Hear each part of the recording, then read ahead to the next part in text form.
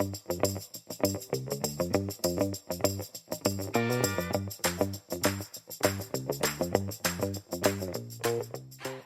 everybody, and welcome to Peter and Debra are doing a podcast with me, Debra Alcott-Tyler, and him, Peter Wanless.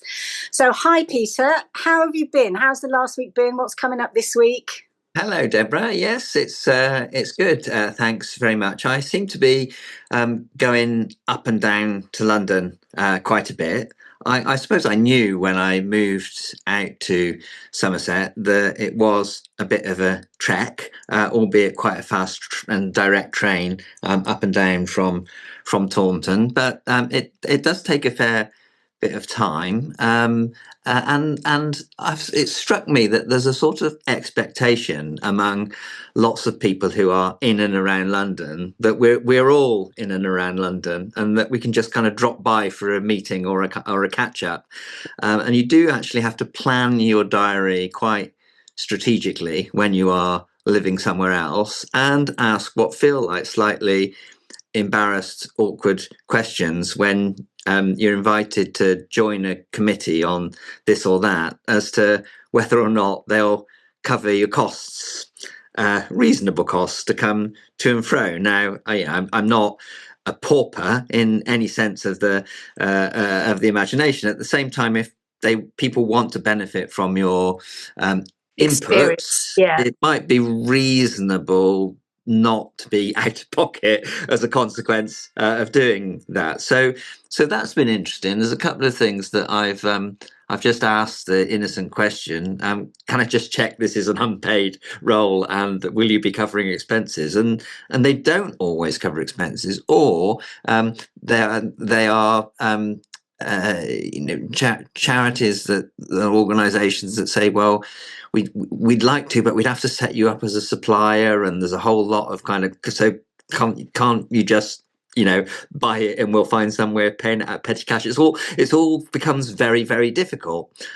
So I'm starting to have a lot more sympathy now for people based beyond London and without a regular income, but who could be contributing to all sorts of conversations, but are excluded from doing so other than through online meetings. So that's one thing I've been doing and kind of pondering. Well, that's really interesting, Peter, actually, because it is, in fact, a massively common problem in the sector. There is this sort of unspoken expectation that trustees won't claim travel expenses.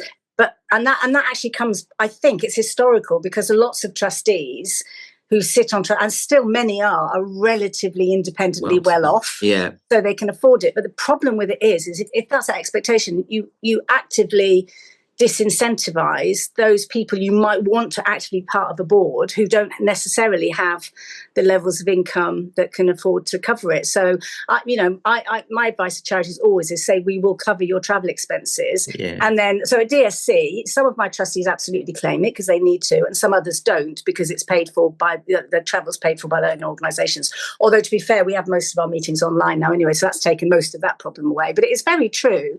It's, like feeling that you have to be able to contribute is a real barrier to inclusion and engagement, for sure. And there's a working assumption, I think, if you live in and around London, as I've done for many years, that if you're over 60, you've got a free travel pass anyway, so long as it's after 9:30, which you don't have if you live out of London. So not only have you got to add, especially if you come in on a sort of peak train, £100 for a train ticket to and fro, but also your transport across London. It's just it's the default mindset. And also if you live in London as a pensioner, you get free travel. But if you don't, then you absolutely don't. But I presume, Peter, you have your senior rail card. I do have a senior rail card, which gives me... That was a difficult moment for me. Getting it. I'm definitely getting my money's worth from that. It's when on the ticket it says senior rail card and they don't ask to see it that I feel absolutely mortified. Like, I'm so obviously senior enough to have a senior rail card. But actually, talking about that too, talking about people who assume in and around London. I mean, I love speaking to charities up in the Midlands and the North. I love it. I love it when they invite me and I really want to go. But so many of them sort of think in their heads that, you can get to York in a couple of hours from London without understanding that it takes me a couple of hours to get to London. door to door by the time I got Yeah. from where I live to the local station in enough time to catch a train to, and all the rest of it. And it's like I've been asked to go and speak up in Bradford, which I'm really happy to do. But kind of, they were asking me to sort of give a keynote at like 9:30 in the morning. And so I'd have to go up the night before, which I don't want to do. And it's more expensive. But it's going to take me at least 5 hours door to door, whether I drive or whether I go on the train. So it's so it's always made me laugh that people up north assume that everybody down south lives in London. Yeah. And it's just a quick tube ride to Euston or King's Cross or wherever. And some of it is our privilege. We're choosing to live in nice places, and there are all sorts of benefits. So I don't mind. There are very nice places up north as well, Peter. Be careful. No, I mean compared with London. Oh, I see what you mean. Yes. So instead of living within the catchment area to get a free bus pass or whatever tube pass, choosing to live somewhere beyond, which is what people in Bradford and all sorts of other places are doing as well. So it wasn't meant to be. What is emerging to me is this sort of London-centric mindset, which I used to hate hearing about, to be honest, when I was based in and around London, and I thought it was grossly overdone. And now you feel lots and lots of wealth and money and jobs and people are generated, and there's all sorts of things which I think in some ways the southeast kind of loses out from. But at the same time, when you are beyond it, you become a bit sensitive. So all I'm asking for is a bit of transparency on these things. Now, my trip to London this week is on Friday. I'm going up to the NSPCC's annual council meeting, which I remember us talking about last year when I was delivering my final speech as the chief executive to an annual council meeting. So that's nice. They're awarding me honorary member of council status, which is a lovely thing. So you get a badge and a certificate. And so I'm looking forward. I've presented a lot of these in my time. And so it's really nice to be able to go along and receive that. So I'm going to go and I'm going to pay for myself to get to London because I don't want to charge the charity for any of this, of course. But something which did make me laugh was as a consequence of coming to the meeting as a supporter, they've sent all the papers out and they include the minutes of last year's meeting. So last year I put so much time and effort into my valedictory speech, and it went down very well. And what I wanted to do was both capture the essence of what made the NSPCC special, but also set out 3 or 4 areas which I regarded as really important, not to tie the hands of my successor, but just to kind of indicate that these are things which I regard as really important as a supporter. So I wanted to see how all of this appears in the minutes, and this is what you get in the minutes. So Peter Wanless gave a speech recounting the achievements of the society during the last 11 years. At the end of his speech, there was a video played recognising the 140-year history of the society. Oh no, it's all Peter, been lost. It's all been lost. To a sentence and a reference to a video. How the mighty are fallen. It's amazing, isn't it, how quickly you realise, that from swanning about being super important, suddenly you're just a footnote in history. I'm going to take the text and present it to the archive. You should absolutely do that. So the other thing that I've been pondering this week is this business of, this thankfully, peace, hopefully, now in Gaza. And, and a real step forward. I don't want to talk about the ins and outs of the politics of it. I just, hope and pray that it's sustainable and it can work. But what did strike me very much was how Trump has taken all the credit for this particular thing. And what got me a little bit about that, and actually made me think a little bit about charity leadership too, is that he did not do all the negotiating. All the complexities and all the relationship building has been done by teams of people from America, obviously, but from the UK, from the Arab states, Israel itself, Hamas, clearly through their intermediaries. And I just find it really galling when leaders take credit, like completely, totally with no mention whatsoever of given to all the massive work that's gone in by other people. And I've always had a bit of an issue with that in our sector as well. When, you see leaders getting credit for things when you know damn well that of course, they created the environment, but actually all the work was done by the people. It just makes me uncomfortable. I don't know what you think about that. That's his style, isn't it? And it couldn't have been done. It couldn't have been done without the US, could it? Yeah. Oh, no. And without him forcing the timetable in some ways by over announcing and nailing his colours so personally and fundamentally to the mast. You could argue that has created a momentum which wouldn't otherwise have been there, and there are still going to be all sorts of bits of kind of wriggling, and you can see already, Israel and Hamas setting micro deadlines within the overall to try and get what it's so devilishly difficult. You could argue, one might argue, he's selflessly associated his personal brand with this stuff in a way that if it goes wrong, is creating some risk to him. But everything's, even if it all goes wrong, it'll be water off a duck's back. It won't make any difference to him because he'll still go on proclaiming that he deserves the Nobel Peace Prize. So, but it's not. I mean, that's just him, and he's my biggest fear actually is that this one thing that he's taking credit for will get everybody to forget what an utterly untrustworthy, unpleasant man he actually is. And I'm toning down my language here, and that's my fear. Is like, oh, hero Trump, peace in the Middle East. Well, suddenly it's not about everybody forgets. But then suddenly everybody forgets what's going on in the States, where and what's going on in the States is absolutely awful.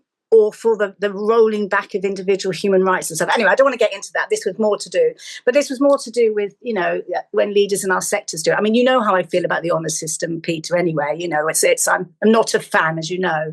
But one of the things I really, really presses all my buttons is when somebody says, I got my MBE, but it's because of the work of all the staff. And all that ever goes through my head is, but they didn't get a bloody MBE, did it?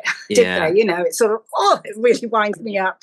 Well, anyway. I'm a huge beneficiary of this then, aren't I? Because I have got this super duper honour, which I could absolutely not possibly have got without all the people, efforts and contributions of lots and lots of other people. And that's kind of what I said when I got it. It was a complete surprise. I wasn't looking for it, and it was as much recognition of the organization and what it stands for and what it's achieved than anything else. I think if I had gone chasing it and advertising it, that would be inappropriate. But yes, it's one of the first things that I said, and it's very kind of hackneyed, but on arriving at the NSPCC was what's the role of what do you see your role of as the CEO? And I said it's to share the credit when things go well and take responsibility when things go badly. And that is the flip side of leadership, is that you do get a skewed view of what's happening in one organisation, don't you? Because the problems and the issues and the challenges do all float to the top. So you find yourself as a CEO, unlike pretty much any other role, I think, having to engage with and take some sort of a responsibility for all the worst things that are happening in an organisation at any given time. Now, if as a consequence of that, you take that as an opportunity to dump on everyone else who's bringing these things to you, that isn't really a very supportive. Did I ever tell you about my colleague, John Wallace, who was acting in absence for me one time? I can't remember if we've talked about this, but we have this policy at DSE of acting in absence. And what happens is if anybody's away, actually, at any level, but it's particularly valuable in terms of management level, one of your team acts up into your role. So they become the acting marketing director or the acting head of funds online or what have you, with the same authority, the same accountabilities for that period of acting. So we do when people go on holiday or if there's a bit of long-term sick. Anyway, so this was years ago now, and this was my director of operations, a chap called John Wallace, who was, I think he was having his first acting chief exec while I was off for about 3 weeks. Anyway, and we do a handover. So before I say, well, these are things that aren't going to come up. These are things to look for when you go to this meeting. These are the things that you need to cover, etc. And then we have a debrief when you get back. When we had the debrief, and I said to him, John, I said, what did you learn, about as you were acting chief executive, what did you learn about the role? And he said, I've learned that by the time the shit gets to the top, it's really stinky. Yeah. And I had to laugh because it's so true. So true. Little problems get dealt with further down the line, but by the time it gets to you, it's like it's a major personnel issue, or it's a massive, funder crisis, or it's a huge problem, which is really tricky to deal with. We never have to deal with the petty stuff, really, do we? It's always, by the time it gets to us, it's gone horribly wrong. So yeah, I've not heard you say that before, but that is so true. Isn't it? And I think people are unprepared for they are. And the other thing is, quite often when you read history or you relate stories of what's happened at particular times, they are isolated issues at particular moments. And the other thing about these leadership roles is that things happen at the same time, don't they? So often what's really difficult is you've got 2 or 3 things rattling around at the same time. If you've just got one big problem, then you can put all your best people and a significant amount of your brain power towards it and resolve it. But unfortunately, life isn't like that. It's much messier, and that's something that I think surprises people, the multiple balls that you need to be juggling. Yeah, well, it's all because it also, my experience has been very often, particularly on the personnel side, the by the time the issue gets to the top with you, it's often started from some small thing and from a team leader or a manager not following the policy, so not doing things in the right possible way, and then you end up with these potential tribunal situations, which you're likely to lose, not because the organization's in the wrong per se, but because they didn't follow the policy properly. And that's often why these cases get thrown out, or why the employers use tribunals, because they didn't follow the policies. But anyway, because we've learned that, or I've learned that over time. So what we do at DSC is our policies, we brief at least 2 or 3 of them every single month, without fail. So we pick a policy that we think is relevant. So, for example, our appraisal season is between January and March.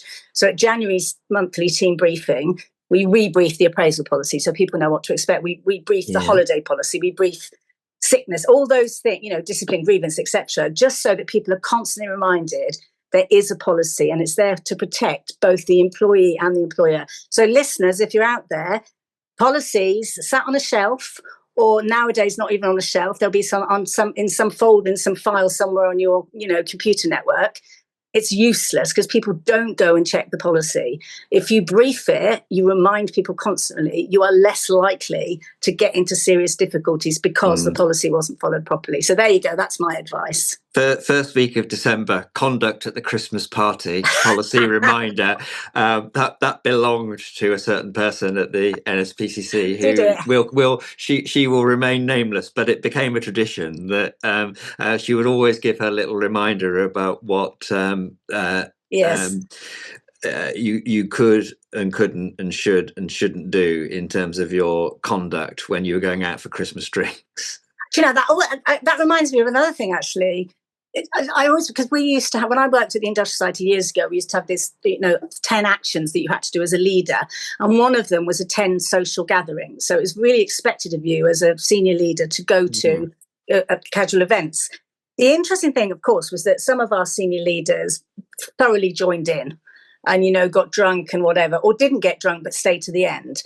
And I remember learning very quickly that it isn't actually so much the problem of you as the leader being there and perhaps imbibing too much. It's more that when your staff are a little bit drunk, and this has happened to me on more than one occasion, it may have happened to you, they have a tendency to say things to you that they would never say to you if they were sober. And then they wake up the next morning with the fear, with that real stress and anxiety about, oh my God, I just told my chief executive I thought she was absolutely crap and, or I didn't trust her or whatever they've said. And they then have to come into work the next day with all that anxiety and worry about have I ruined my career prospects? How am I going to be seen? Even if they haven't. So I've always said to senior leaders, go, but don't stay too long. No. So show your face, but as soon as people are starting to relax and enjoy themselves, go. Because actually, it's not about protecting you. It's about protecting them, because they're likely to say something in the atmosphere and the thing of it that they probably wouldn't say, certainly not to your face. And it's unfair of us to put them in the position of waking up the next morning with the fear. So yeah, that's been a mantra of mine for a while. That is good advice. So what do you think are the thing? Because we might argue that whether or not Trump struck the right tone in his remarks around peace in the Middle East, his association and championing of something needing to be done here was essential to enable something to happen. So what are the things? No, don't you not even agree with that? Well, no, it's not so much. I mean, it's really difficult to unpick all this stuff, isn't it? Because I read a really excellent book years ago, which I now cannot remember for the life of me remember the name of, but I will try and remember it, and so that we can share it. But the book was basically saying it was a long-term study of successful leadership and successful leaders. And one of the points that the book's made is that actually there's no such thing really as a hugely successful leader. That a lot of leadership is about luck and about timing and about the environment and about what's around you. So you can look at, companies that have had the same leader, and that leader has led the company through real success and then has had bad times because a new competitors come into the market or because a pandemic's occurred or whatever. So there are also because the banks have crashed or whatever happens to be. And so there's this this kind of idea that it's all about the leader is really questioned by this book, which says that actually a lot of successful leadership is in fact about luck. So with Trump, I think some of it's timing, like a lot of the work has been going on for years with this particular conflict. And it's like Biden failed, Trump won. Well, hold on a sec, because there was a lot of work that led up to this moment. It's not like, 2 weeks ago he said, right, that's it, I want the war to be over. I mean, he said that about Ukraine and Russia. Yeah. And where are we? Absolutely nowhere. So I personally, people will say he gets credit for it. He's so unpredictable. People go along. I'm much less convinced by any of that. I think it was a lot of other people's actions and activities and pressure being put on them. And yeah, that's what I think. And I think he just happens to be the face. Yeah. I mean, without Egypt, without Qatar, there are all sorts of players Jordan, in this that it wouldn't have happened without. But at the same time, governments, if I learned one thing from being a civil servant for 20 years, it's that governments can make things a whole lot worse and never mind making them better. So he could have thrown his toys out of the pram, walked away from the thing completely and said, we are having nothing to do with this, or overly backed one side or the other. I suppose where I was not consistent though, is he? Because if you look at Russia and Ukraine, 1 minute he's siding with Russia, Ukraine responds. You remember that dreadful Oval Office scene when he and his senior team turned on the man who I think is incredible. I've forgotten his name. Zelensky. Yeah, exactly. I think is an amazing man. And then now he's gone back to saying, well, actually, Ukraine, I mean, he's flip-flopped all over the place. I think, if I'm really honest about this, I think that he's been very cleverly played into this position by everybody saying, you're the peacemaker.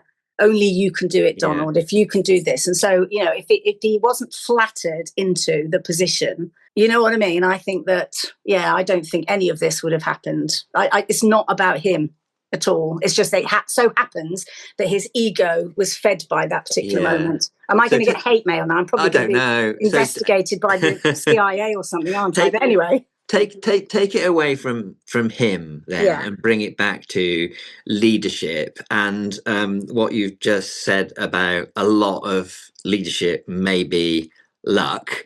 If you become the CEO of an organization and you just kind of let things happen, you're not going to be a particularly successful leader. So there are things that the leader and only the leader can do. And so what would be on your short list of what the top three things that if you're a CEO coming into a new organization, you would say you and only you can do? Well, not that only you can do, but that you can model and start. And I would say the three things are culture, culture, culture. Right. And basically that's it. If you create the right kind of culture in the organization, and that culture is people buy into, and then they don't even need you to carry on the culture, it's just so ingrained in people that this is how we operate here. We cooperate with each other. Now, our culture at DSE is nobody gets to say it's not my job, because we're such a small team. We all have to lump together, and people do it like willingly. They rush to help each other. There's very little reluctance about that sort of thing. So I think if you can create that culture and maintain that culture, and I look at DSE, we've had some hugely successful times at DSE. We've had some really dreadful times at DSE. We're having quite a challenging time right now. And I've been the leader for nearly 25 years during really, really good times and really, really bad times. So I can't possibly be the cause of the success or the failure. Do you see what I mean? It's like, so some of it is the environment, the pandemic screwed so many of us over, particularly infrastructure bodies, who find it difficult to get funding. Yeah. So I don't think I can take credit for our successes, although of course you're right, I will, take the fall for, our failures. Yeah. But you get my general point. That's what I mean by luck. So the things that you and only you can do as a leader, if you don't create the right culture, then it just won't exist in the organisation. It can't exist. So that is key, I think, to the top position. But other than that, and when I say culture, I also mean the culture within the board as well, because the way in which you engage with your board and you behave with your board is also part of that whole cultural thing. I include your board of trustees and your volunteers in this culture thing. So I think that's definitely one of the things that really is key. And then I suppose the other thing that I have noticed over time is there are, two other things really. The one is that sometimes your team need to use you as the weapon. So they need to say, my chief executive will not be happy with this if I go back and say blah, blah, blah, blah. So sometimes you've got no idea that that's what they're saying, but they're using your name in vain, which I think is a powerful tool. And then sometimes people only want to speak to you.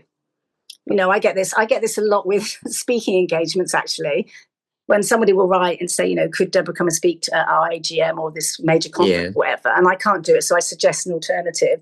And honestly, Peter, what often happens is that they change the date. So they say, can Debra do this on the 13th of November? And Harry will say, no, she can't. And then they'll come back and say, when can she do? They'll change the date. So there are sometimes things that only you can do and go to. But other than that, I mean, my team, I try and create the right space for them. I try and ask the right questions. But do I create the successes? I don't think I do. Other things that you stand for that have held firm, if not for 25 years, then for 10 years. I'm just thinking back to, and part this is part of setting the culture. Some of the culture is about modeling the behaviors and the values of the organization and that sort of thing. But I'm thinking back to there were things which I became associated with, and I'm not even sure if I made them up or created or invented them, but children, people, money was one. Yeah. So people would also, well, Peter's about children, people, money. The children are first, and then how the people were, and then the money. And that just became a thing. So I didn't have to go and make a speech about that or be in the meeting, because people knew that that's what it was about children, people, money. And another one was the NSPCC needs to be nationally significant and locally relevant. And I don't know if I picked that up from someone else or I made it up, but I felt right from an early stage that we needed to operate on those two levels. And then you hear people quoting it back to you about it's really important that we national significant, and you think, oh yeah, that's great. Now at this point Donald Trump would say that that's my phrase or whatever, but you want to sort of share. But I do believe that was my phrase, nationally significant, locally relevant, but it became to characterize what the organization stood for. So I think as a leader you can associate yourself with particular themes or concepts and just be really, really boring about them or apply them in, and that creates a sort of consistency and a frame for other people to work with within. Yeah, that's a really good point, actually. I mean, I don't know that my team would say there's a particular phrase associated with me. But I would say the things that I've carried for years, I learned this very, very early, in my career is three things really. Firstly, trust people. You work with adults. They're not children. You're not their parent. You're not their mother. You're not their counsellor. You're a fellow adult and you're all working together. So that's one. And I hope my team would say that they feel trusted by me and that they trust me. The second thing is transparency and truthfulness, basically, is like we just tell the truth.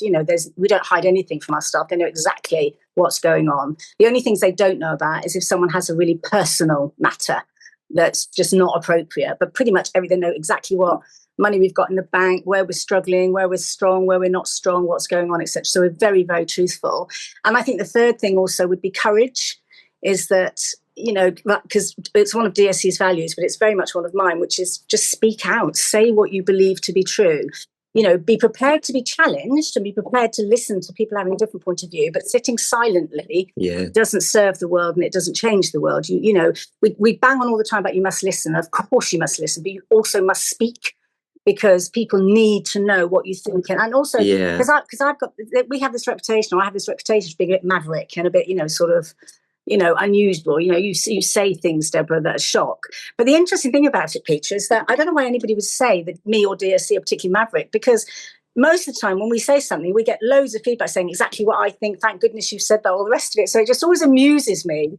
I'm not maverick at all. I just say what most people are thinking. That's the only difference between me and others. So I would say those three things for me, I think. Yeah, that's good. That's good advice. Well, I think we've nattered on for another half an hour without any great difficulty. Yeah. I wish you an enjoyable week. Assuming that the NSPCC annual council meeting agrees in its voting to make me an honorary member of council, then next week I shall wear my badge. I'll wear your badge with get pride, a photo, Peter, because I think colleagues would be very happy to see you stood there proudly with your medal and your certificate as a supporter. Yes, exactly. Yeah. I think I'm glad they've waited a year to do it, because I don't think you should be an honorary member of the NSPCC Council simply as a function of having done a job there. It should be as a consequence of being a supporter of the charity, which definitely what I remain. Since for the last year, so I'm sure you deserve it. Well, that was a great chat. Let's see. I hope you enjoyed it, listeners, and we sort of meandered about a bit there, but that's all right. Feedback, questions, input, always welcomed by us. Definitely. Thanks very much, and see you next time. See you next time. Bye. Bye.